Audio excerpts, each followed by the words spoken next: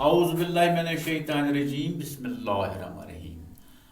अस्सलाम वालेकुम मैंने उठायो class 5th subject Kashmiri date 13/7/2020 topic Kalhan पोर्मुत लेसन पोर्मुत चतस तो अमिक सवाल लेखो जवाब समझो या बाश। सवाल नंबर 1 चंपक कुस तथ मे थी चंपक कुस कलहनिस मलिस ना चंपक समझ सहल सवाल यानी अगर जहनस थी बड़ कथ अल्लाह ताला कर मगर पूर पे नोटबुक पे लिखुन।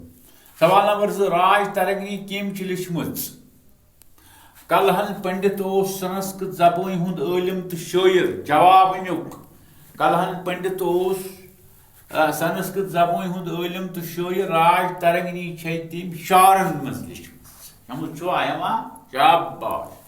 सवाल नंबर 3 राज तरंगनी कथ जबान मज लिखन आम जवाब राज तरंगनी संस्कृत जबान मज लिखन आम सहल तुहद मूजूब।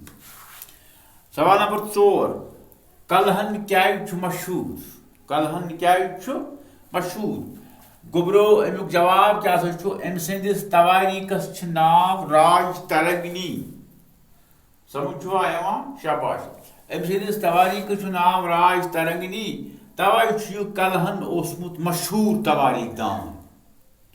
यम सवाल 4 अमुक जवाब बिल्कुल सहल साफ साफ लिख जाओ इंशाअल्लाह खुदा करे।